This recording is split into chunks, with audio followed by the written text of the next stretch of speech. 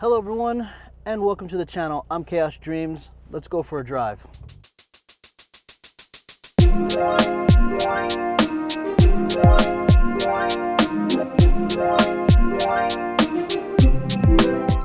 So if you guys have seen my previous videos, if you haven't, I'll make sure to put them up here. We're talking about the clutch. We're talking about part one, the clutch, what you're going to be getting into, this kind of special service tool that I believe makes a big difference. Part two, that had to do with going in depth of removing the transmission and getting to the clutch, flywheel. And then now part three, which we're doing right now, is we're going to go and talk about the overview.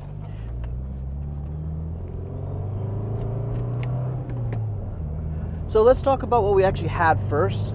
That was actually still Clutch Masters, which we went with again, just to a different model. So the first thing that I had before the clutch went out was OEM, obviously. Then we went to Clutch Masters FX 200. That's supposed to hold up to about 335 pounds of torque. And then clutch went out and I figured, okay, maybe I need to bump up the power. This new clutch that I have is the FX 300, different material, and overall I think will be better because it's up to 400 pounds of torque. Now, talking about the current flywheel setup versus what we had before, that one, the OEM flywheel that I'm running now, that I went back to, I feel is a lot better. So let's just start from the beginning. The past setup that I had was the Clutch Masters lightweight flywheel that was weighing about 12 pounds. And of course, it's supposed to give you more response. You're supposed to be able to free up horsepower, things like that. But what I didn't like about it, yes, it did make my revs quicker. I didn't personally like the fact that the revs would drop very fast when shifting, all the way to the noise, vibration, harshness. So that's NVH, I guess you would say. I could be wrong, but that had a lot of vibrations, or gear rattle, as you will, and that just bugged me. And it wasn't like it was like a little subtle. It was like you can it sounded like the car was like falling apart. I'm running a bunch of stiffening products, so that probably amplified it, but I still don't like it. Running the OEM flywheel, which is about 23 pounds, that makes everything just butter. I have other supporting mods also that makes it a lot smoother when shifting, but that makes a big difference. You don't hear that gear chatter, you don't hear half the noise that you did before. So keep that in mind when we're going to be doing a flywheel. I'm not knocking lightweight flywheels. Let's just cut that out real quick. I'm just saying that for a daily driver, a lightweight flywheel is not really worth it to me. And it's not like I'm racing or doing anything that you would really get the benefits of a lightweight flywheel. So that's something to definitely keep in mind about. Going to the OEM flywheel, then I wanted to keep the clutch with the same manufacturer because I really like Clutch Masters. If you ever have a chance, I know there's a whole bunch of competitors, but I really like Clutch Masters for their research and their customer service. They took care of me through and through. I'm gonna bring up on the screen right now. What I found is that when I took the clutch apart, there was an oil, a leakage all over, and you can see through these photos that I'm showing you here, you can see at the bottom of the screen there where all that black is at on both the transmission side and against the engine block. And what I didn't know is that there's a thing called a separator plate, and then of course there's a master seal that's there. The master seal ring, that was not leaking according to Subaru, because I brought them pictures and I showed them pictures, and they said it could be that separator plate. And more research I looked at, that was something common back on the EJs, not the FJs, but it's still something that I didn't want to rule out. So I think looking at the clutch and how everything was caked, again, looking at these photos you see here, I think that had a major contribution of why the clutch went so short. Speaking of spanning of life of a clutch, the clutch should last you anywhere between 48K all the way down to 120K, depending on your driving style. Now, we all know that we're definitely gonna be hot dogging and shifting through the gears, you know, downshifting, all that stuff contributes to the life of a clutch. But what we didn't like to see is all that oil on there. So I think that had to be a major factor on all that. The first thing you say is, well, how do we know that that's officially fixed? We don't.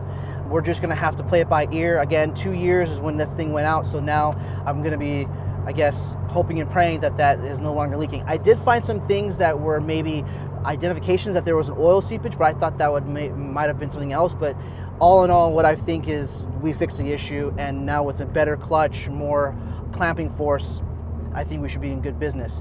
I definitely see a big difference when getting on it, but let's back up real quick.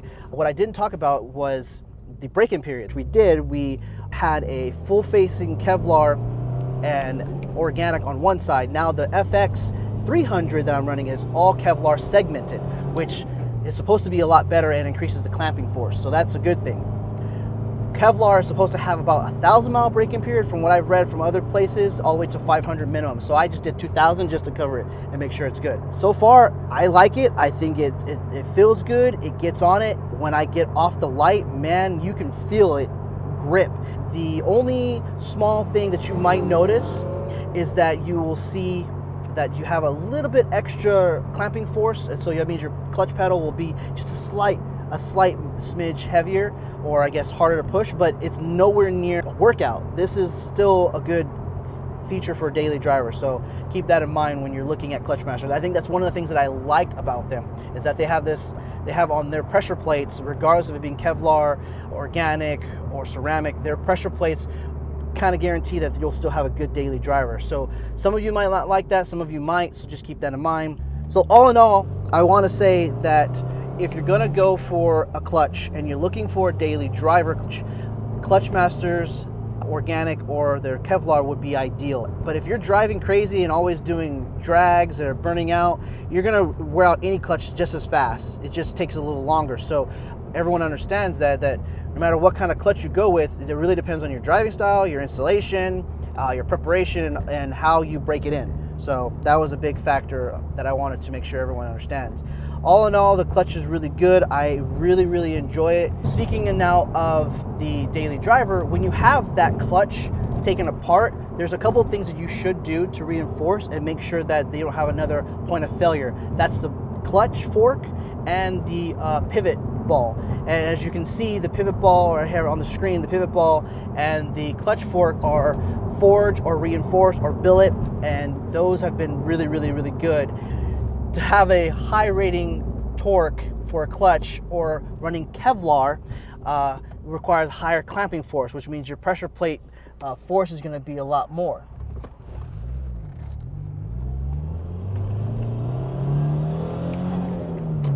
God, I love it. So with that said, do a higher pressure plate. Having those reinforced parts will assure that those won't break, because that's something common too that happens. A lot of people upgrade their clutch, their pressure plate, and then their fork, that's the weak point, will break. So I highly recommend you guys give Clutch Masters a try. I know there's a whole bunch of competitors out there, but once I find someone who I really like, I try to stick with them. So I know ACT's out there, that's a big favorite, and maybe we'll go with them next time. You know, hopefully this doesn't have to be replaced for years to come, but if it does, then I'll try ACT next. But thank you guys for watching. We're at 200 subscribers, 203 to be technical, and it means the world to me that everyone is interested in the content we're producing. So from the bottom of my heart, guys, thank you for subscribing. And for those of you who haven't subscribed, I appreciate it. If not, it's all right. I still like making the videos. We're almost home, so I just want to wrap this up. Remember, guys, dreams are not simple. Catch you guys next time. Let's get it.